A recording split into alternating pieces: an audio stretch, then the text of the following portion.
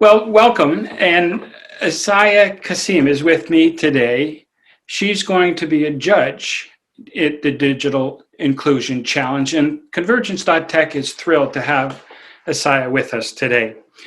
Asyia currently serves as the Global Education Policy Lead at the Bill and Melinda Gates Foundation. She is a proud teacher and has had a long career in the education world, including working as a senior inspector for Her Majesty at the Office for Standards in Education and Children's Services and Skills. Her expertise are in the areas of teaching, learning and assessment, school improvement, and large program management. Asyia has a master's in applied mathematics from Imperial College in London, and recently a doctorate in education on teaching and mathematics from the Institute of Education at the University College London. Asyia, thank you for being with us. Pleasure. I'd like to pose some questions to you, and that will help set the stage for our Digital Inclusion Challenge. Could you answer what begins maybe to sound like an obvious question, but for the Gates Foundation, why the focus on foundational literacy and numeracy? Okay, so we believe that it's really important to have a focus, a goal that you're going after. And when we look at the statistics, if you're born in a high-income country, then the chances of you being proficient in literacy by the end of primary school is 9 out of 10. But if you're born in a low-income country, the chances of you being proficient is 1 out of 10. So that's a shocking statistics. Also, if you don't have the basics in foundational literacy and numeracy, if you cannot read and do basic maths, then your doorway to further opportunities within education and beyond education are seriously limited. And additionally, if you don't acquire these skills early, then it's unlikely you will catch up later. So a study in India for rural India showed that the gap between rich students and poor students by age of 7 was only about 4 or 5%, but by the end of primary, it was about 30%. So really important to focus on foundational literacy and numeracy early and work to and support children to acquire these skills. Thank you. I really like that analogy of the doorway. If you can't get through, your life is limited in many ways. Thank you. Let's go to another question. What challenges do you see to the integration of pedagogy, technology, and the overall system? So it's a really important question when you look at EdTech at the moment. Pedagogy is, so when you're teaching, knowing something and knowing how to teach it are two different things. And so being very clear on how do you teach particular contexts, and that there is the science to teaching, both subject specific and generally, as well as an art. So having been a teacher, I completely appreciate the art, but we also know how to teach reading and what works in teaching reading. So making sure things like space practice, interleaving, are part of that pedagogy, and also personalizing that learning. So you're starting at the point where the children are at and helping them to escalate. That the pedagogical aspect of the EdTech product is curriculum aligned. So what is the grade specific criteria that students should meet? Is that product meeting it?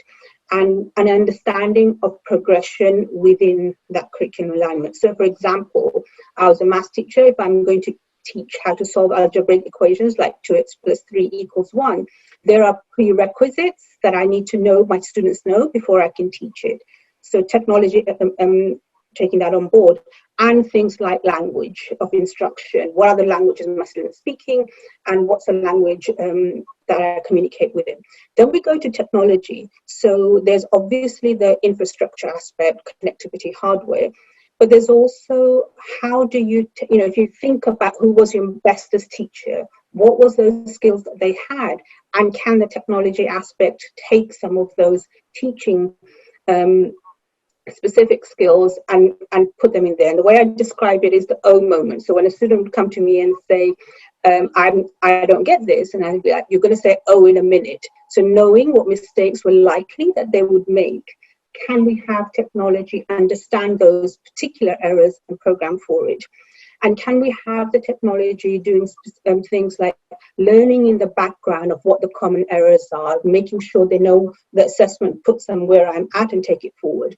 So the need for the technology aspect and the developers to be working well closely with educators is really important. And then finally, we come to the systems bit. At the end of the day, teaching and learning is a human process. So having understanding the support teachers require, what will make their lives easier, what training they need, but training is not sufficient, what coaching they need to take it forward. And I'll give you an example here. When I was teaching, and this was about 10, 15 years ago, we were trialing personalized learning. And I went in the classroom and 30 kids were facing the classroom and I'm going, what's my role here? And then we thought about splitting them up. So I was teaching half, the other half were working, and then we'd swap them over. And that integration between what a teacher's role is with technology is really important. And then the sort of finishing off the systems bit, how do we support governments? Or what is it that they need to make really good evidence-based decisions is something else that needs to be thought about to align the pedagogy, the technology, and the system. Terrific. Thank you very much. Sort of a follow-on question is, what are the measures that would validate the success or failure of the attempt to integrate those three things that you just spoke about? That is such a good question, and it's a question where we don't have an easy answer to. So, for example, checking if a EdTech product is curriculum aligned is relatively simple to do. Checking the quality of that curriculum alignment for each of those objectives in the curriculum, much more complex.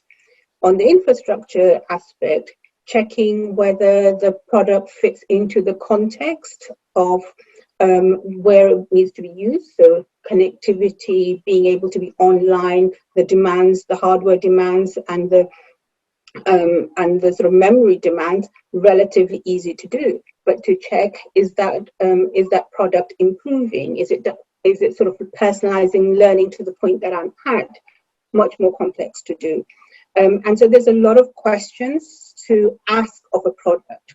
And some of the work that we're doing with the EdTech Hub and the FCDO funded hub is to look at things like how do we curate the evidence to be able to say these products have evidence behind them. And I think the other aspect and the final aspect is, does that product help the child to learn? Are they improving in their learning overall? Are they hitting the benchmarks? Are they hitting the micro benchmarks within that? And is it accessible for all children? So tech and we know about the reach of the poorest versus the richest, of your rural versus urban, of girls versus boys. So the other measurement of effectiveness is how much is it helping the students who might be least privileged to be benefiting from them, or the most disadvantaged to be benefiting from it. That's terrific to hear you're doing some of that work, because we're focusing the challenges, this challenge on the sustainable development goal of quality education. And if you're not measuring those outcomes to a measure of quality, then it's really not known how well we're doing. So that's terrific to hear that you're doing that research. I'm going to end off this little interview with sort of a bit of a dream question. In other words, if you had or could have a dream app in the education field, what would that be? So, if I was a student, what would I want? I would want something that was fun, that was engaging, that was respectful of my context, that appreciated the things I don't know, but still has high expectations for what I can achieve, that was targeted at my starting point and then appreciated that I might be further away than the grade expectation, but helps me get there. That has done the homework on what do we know about, what does the evidence say about how to teach literacy, how to teach numeracy. I would want that, and I would want also some of the thinking that has gone into how do you stay engaged with learning to be informing that product development. And as a teacher, so having been in situations where I was having to teach advanced level further mathematics, and I think I was 1 week ahead of the girls that I was teaching. So having something that would support me to say, how can the product or the EdTech help me to gain my content knowledge? How does it help me to gain the pedagogical content knowledge, which is how to teach that particular subject? How does it understand the complexities and the difficulties of being a teacher, whether it's in a high-income country or a low-income country? So it takes all of that, and it's simple, it's easy to use. So I am not going in there flapping around 10 minutes to get it set up. So there's aspects of it that make my life as a teacher easier, gives me information about who has learned and who hasn't learned, and provides me sort of some indications of what to do with a particular group who are at risk of falling behind, are all kinds of things I'd be looking for in an app. So this dream app's going to, it's going to have to answer, it's going to have to tick a lot of boxes. But yeah, it's engaging, it's simple to use, and helps learning to happen quickly. Fantastic. There's a lot of boxes to check there that you outlined for our challenge teams, and I hope they're listening carefully to all of these suggestions that you're making. I think they're very provocative and insightful. So thank you for that, Asyia. And on behalf of Convergence, I want to thank you again for your time today and your participation in our challenge. Thank you very much. Pleasure to be here, and I look forward to seeing what comes out of the challenge findings.